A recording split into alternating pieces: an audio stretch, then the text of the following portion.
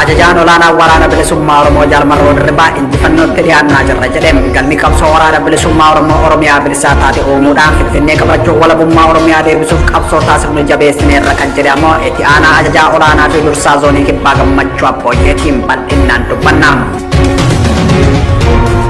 Humni waloo ittisa Tigraayiif waraana bilisummaa Oromoo haleellaa bilisiginnaa irratti taasisaa jiraniin magaalota akka Karra Qoree fi Haxaayyee to'achuun gara Shawaa Roobitti qajeelaa jiraachuutu dubbatama. Na'imaa Umartu dubbisa. Salaalee aanaa Kuyyuu magaalaa Biriitii jedhamtu keessatti dubartii ulfaatakkaa fi qeerroowwan shammana hidhaa irraa baafamanii poolisii badhaafamaa Noobeelii Nagaatiin ajjeefamuu isaaniitti dubbatama. Gabaabbinaan gurreessin boofnaan. Itoophiyaan tajaajila intarneetii addaan kutuu neetblooks gabaasee Muhammad Fantallettu himam. Bulchiinsi bilisiginnaa kufaatii isa muudate irraa aanuuf labsii yeroo muddamaa labsa jedhu dargaggoonni Oromiyaa miidiyaa neetworkiif yaada isaanii laatanii Faayisaa Eliyaas dubbise. Addis Istaandaardii qaboo yaa'ii walgahii mana maree nageenya gamtaa Afrikaa dhuunfatti ilaalee gabaasa baaseen Oluseegoo Baasanjoon rakkoo siyaasaa Itoophiyaa nagaan furuuf aangaa'onni kaaba biyyattiif Finfinnee dhuunfaayyoo dubbisuu waliif galuu gabaasee gabaabbannaan dubbannam. Manni maree nageenya dhaabbata mootummoota gamtoomanii dhimma nageenya Itoophiyaa irratti yeroo 12ffaaf walgahii 8/2021 wiixata kaleessaa taa'e. Maricha irratti waa'een waraana bilisummaa Oromoo dubbatamee jira. Gabaasa qindeessine qabna. 9/2021 oduu idilee har'aa kan isinitti himu Na'imaa Umariin.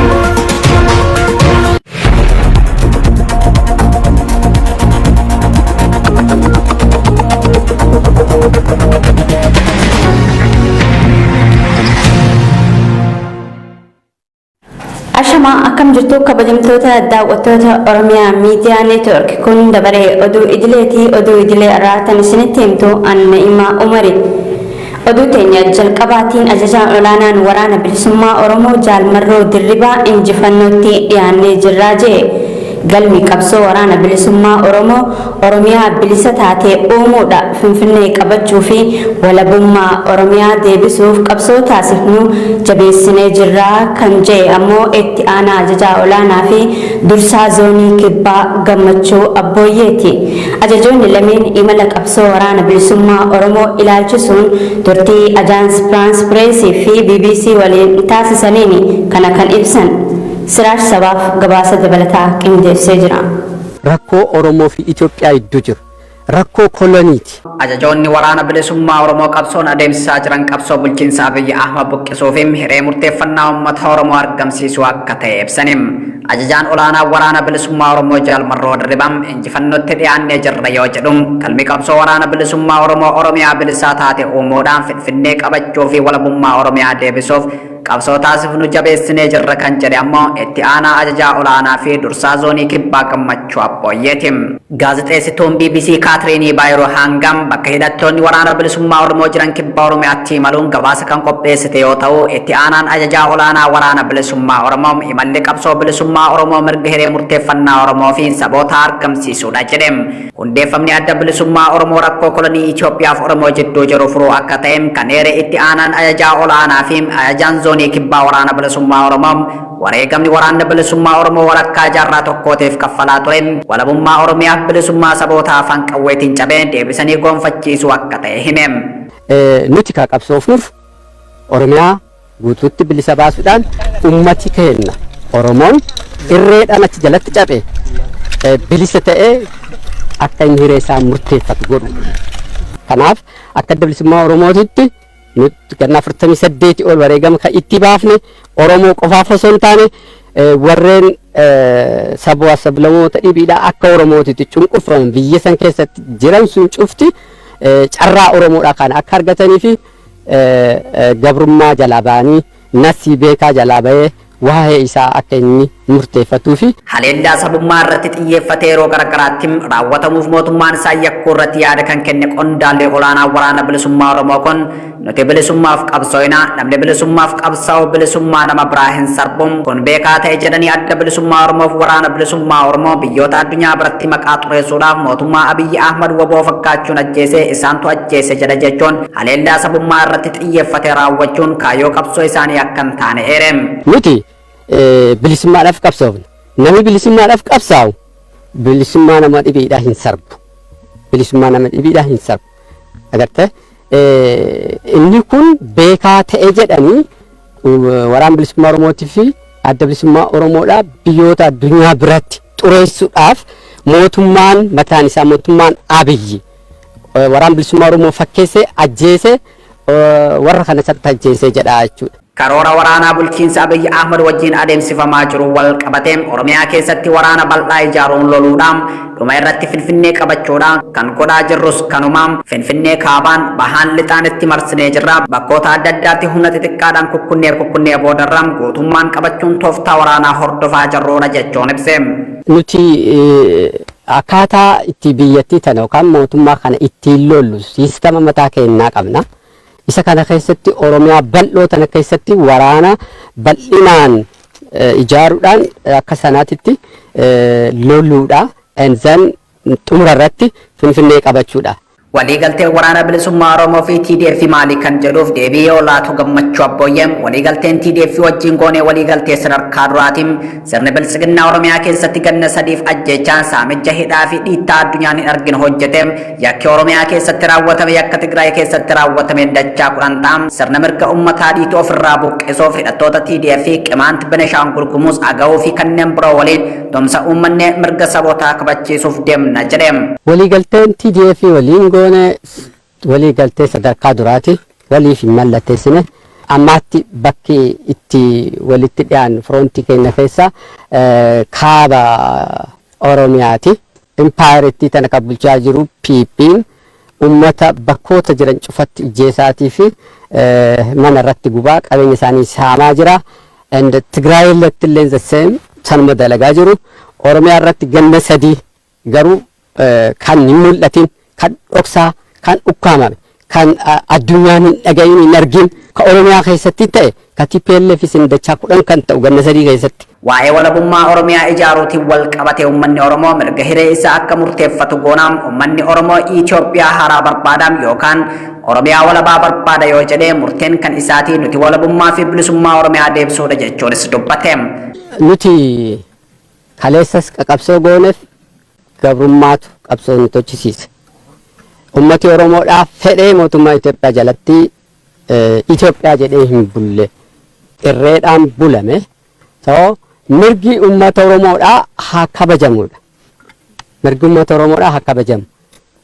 Oromoon disaayidaa godhu. Oromoon hiree murteeffannaa isaa haa murteessu. Kanaaf gara fuulduraatitti yoo haallan jijjiirame dhufee Oromoon ka barbaadu. Itoophiyaa haarettiin barbaada. Yoo jedhe Itoophiyaa haarettii sana akkaataa itti ijaaru Oromootu murteessa.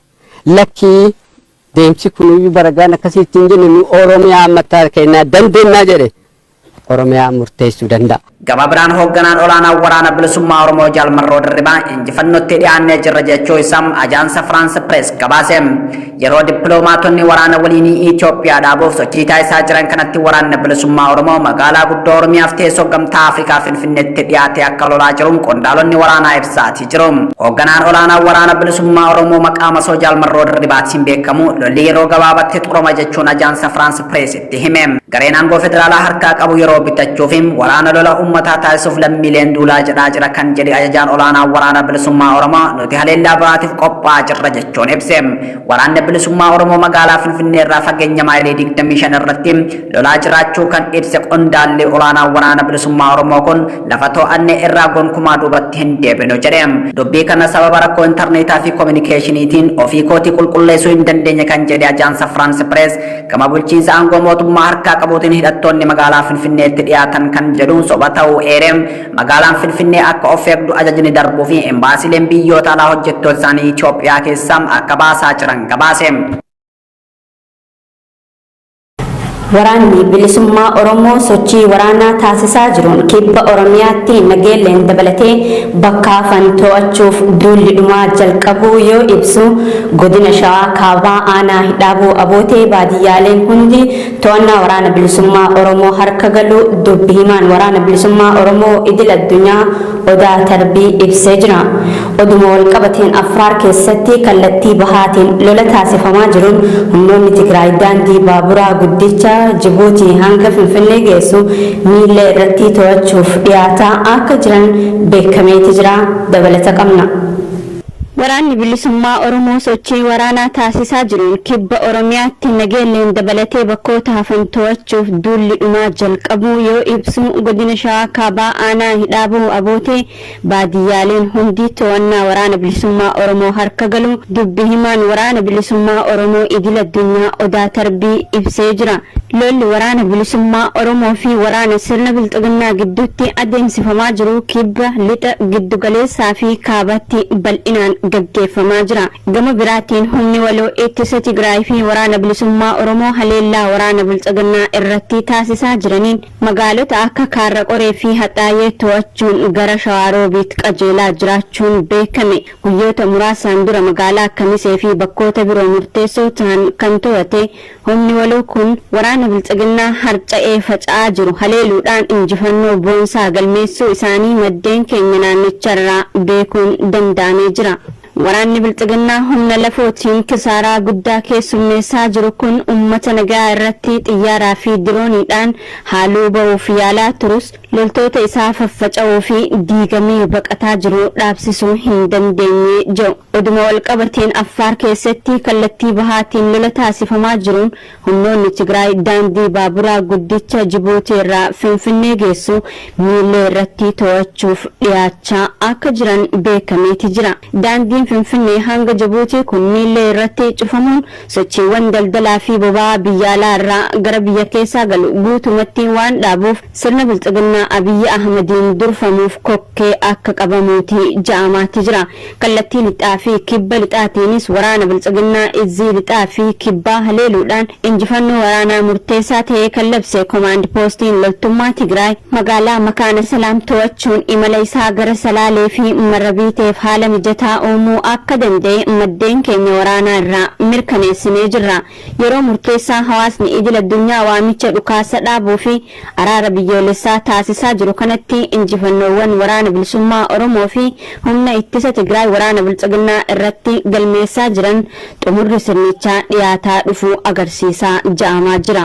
Kanumarraa ka'uudhaan yaalii jaarsummaa taasifamaa jiruun Abiyyi Ahmad aangoo gadi lakkisee biyyaa akka ba'uu fi waraanni biyyattii butuchaa jiru akka dhaabbatu odeeffannoowwan hin mirkanaa'in tokko tokko bahaatii jiru. Salaalee aanaa Kuyyuu magaalaa Bariitii jedhamtu keessatti dubartii ulfaa takkaa fi qeerroowwan 5 mana hidhaarraa baafamanii ajjeefamuun gatamanii torbee tokkoon dura humna waraana bilxiginnaatiin qabamanii magaalaa Bariitiitti hidhamanii kan turan qeerroowwanii fi dubartiin ulfaa takka sadaasa 5 bara 2021 galgala sa'aatii 2 akka Oromiyaatti mana hidhaatii baafamanii bifa suukanneessaa ta'een humnoota waraana bilxiginnaatiin ajjeefamanii gatamuudha. Maddeen keenyarraa kan odeeffanne namoota ajjeefaman keessaa kanneen maqaan isaanii nu dhaqqabe Buruuk Taaddasaa, Abarraa Girmaa fi Nagaash Baqqalaati.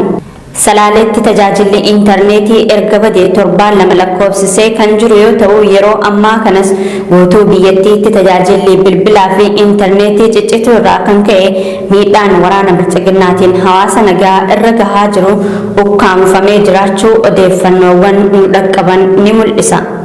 Gabaasaan kan Muhammad Fantaalee ture. Bulchiinsi bilxiginnaa kufaatii isa mudate irra aanuuf labsii yeroo muddamaa labsatee jiru dargaggoonni OMN fi yaada laatani. Addatti ammoo duulli duguuggaa sanyii Oromoota Walloo irratti tibbana gaggeeffamaa jiru gara jabummaa sirnichaa kan agarsiisudha ja'anii jiru.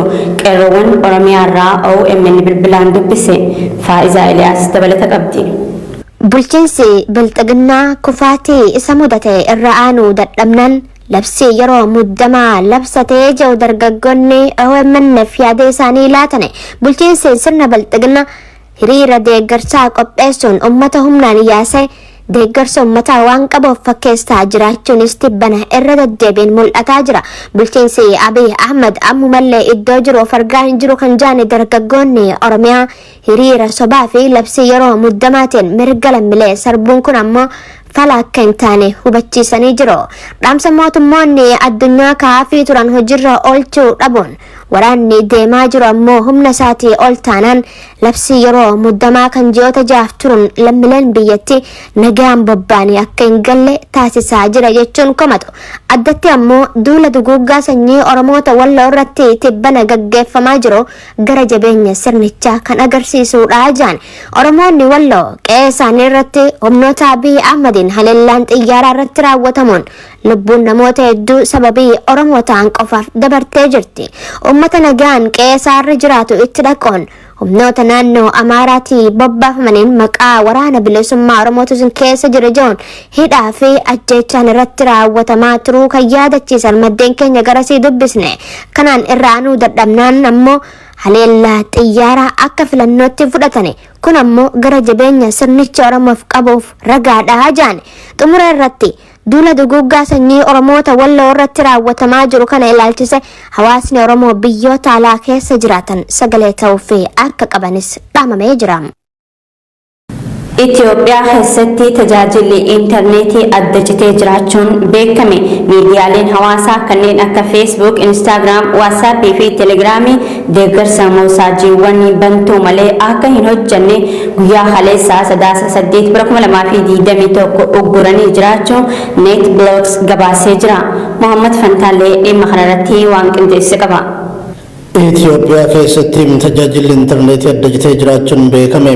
Finfinnee fi magaalota gurguddoo keessatti tajaajila intarneetii namoota appilikeeshinii VPN jedhamu fayyadaman qofatu argataa jira.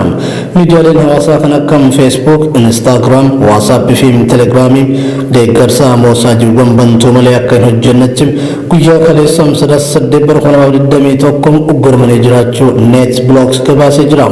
NetBlocks sababaan ugguramu intarneetii ilaalchisuun yoo ibsu qormaata biyyaalessaa seensa yuunivarsiitii biyyattii keessatti guyyaa kaleessaa 8/2021 kennamuu eegale. Haa ta'uun marsaa hawaasummaarra tamsaafamaa jiraachuu isaa wal qabatee uggurame jedhama. Haa ta'u malee garuu ministeerri barnootaa biyyattii qormaata kennamaa jiru ilaalchisuun ibsa miidiyaaf kenneen qormaanni haala nagaatiin xumuramuu ibsuun rakkoo tokko malee jalqabbii qormaataaf milkoofneerraa jedhe. Kana wal qabachuun adda cituun tajaajila intarneetaa haalli siyaasa fi sochii waraana biyyattii keessatti hammaachaa dhufuusaan kan wal qabatudha jechuun rogeeyyiiwwan ibsaa jiru. Yeroo ammaa kanatti tajaajilli intarneetaa magaalaawwan muraasa keessatti deeggarsa moosaajiiwwan bantuu VPN jedhamuu fi piisfoonidhaan hojjechaa jiraachuu maddeen Oromiyaa Miidiyaa Neetwoorkitti himanii jiru. Addis Standard qaboo yaa'ii walgahii mana maree nageenyaa gamtaa Afrikaa dhuunfaatti ilaalee gabaasaa baaseen Olusegun Obasanjoo rakkoo siyaasaa Itoophiyaa nagaan furuuf aangaa'onni kaaba biyyattii fi Finfinnee dhuunfaa yoo dubbisu waliigaluu gabaase. Haa ta'u malee Olusegun Obasanjoo carraa nagaa banamee xiqqoo tahuu eeruun carraa kana fayyadamuuf akka tumsi isa barbaachisu dhaamanii jiru. Akka gabaasaa Addis Standarditti ergamaan addaa kun Abiy Ahmedii fi Shimallis Abdiisaa dubbisuu isaanii kaasuun kaaba irraa Dr. Dabratsiyoon waliin mari'achuu haasawa isaanii keessatti kaasanii jiru. Olusegun guyyaa har'aa aangaa'ota naannoo Amaaraa fi Affaar dubbisuuf imala gochuun gabaafamee jira. Oduu teenya xumuraatiin manni maree nageenyaa dhaabbata mootummoota gamtoomanii dhimma nageenyaa Itoophiyaa irratti yeroo 12ffaa walgahii 8/2021 wiixata kaleessaa taa'e.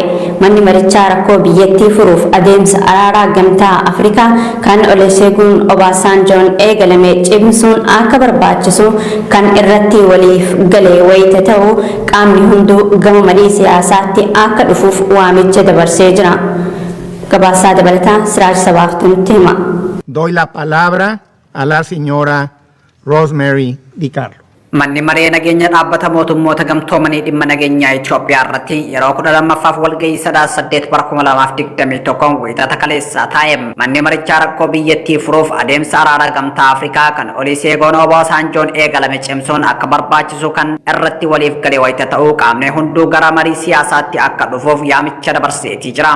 Manni marichaa walgahii kanaan dhimma waraana bilisummaa Oromoo kaasee kan mari'ate yoo ta'u dhimmi qabsoo Oromoo ammas xiyyeeffannoo gahaa akka argatuuf irratti hojjetamuu qaba jedhu hayyoonnim. Dura teessuun mana maree nageenyaa UN ji'a kana Meeksikoo dabalatee biyyoonni miseensota mana marichaa ta'an waraanni dhaabbachuun araarri bu'u akka qabu gaafataniitii jiru. Bakka buutuun Norwee waraanni bilisummaa Oromoo fi TPLF fi Finfinnee qabachuu irraa akka of qusatanii fi mootummaan saba tokko qofa irratti xiyyeeffatee oggura garaagaraa kaa'urraa of qusachuu qaba jechuun gaafate. UK labsii muddamaa bulchiinsi bilisiginnaa labse mirga namoomaa cinatti dhiisuun seerota namoomaa idil addunyaa akka hin cabsine akeekkachiifte. Bakka buutuun Ameerikaa ambaasaadar Toomaas Giriinfiild amma yeroon kan meeshaa waraanaa keessa lafa itti keettanidha jechuun yaamicha taasifte. Hooggantuun dhimma siyaasaa dhaabbata mootummoota gamtoomanii Roosmeerii D. Kaarloon waraanichi haala sodaachisaa irra gahee jira, haasaa jibbiinsaa fi saba tokko adda qoodan irratti xiyyeeffachuun akka malee dabalee jira jechuun ibsite. Dhaabbata mootummoota gamtoomanitti ambaasaadara Itoophiyaa kan ta'an Taayyee Asqasillaasee Amdem teessuma kanarratti daandiin gara marii fi furmaata siyaasaatti nu geessu salphaa miti, ammaaf xiyyeeffannoon keenya TPLF dhabamsiisuun uummata miidhaa oolchuudha jechuun mariif qophii akka hin taane akeeke. Ameerikaan karaa ministeera haajaa alaatiin ibsa 8/2021 baasteen waraanichatti xumura gochuuf gamtaa Afrikaa waliin hojjechuuf carraa dhiphatu jira jette. Hayyengaa kabajamtoota daawwattoota Oromiyaa Miidiyaa Neetwork oduun galgala kanaaf qabannee isaan gammaatti daawwachaa turtan kana fakkaata.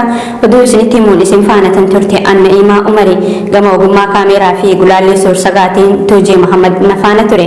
Hangama kiyyaan nagaatti isinin jechaa qophiilee OMN tanneen hafanii waliin turtii gaarii.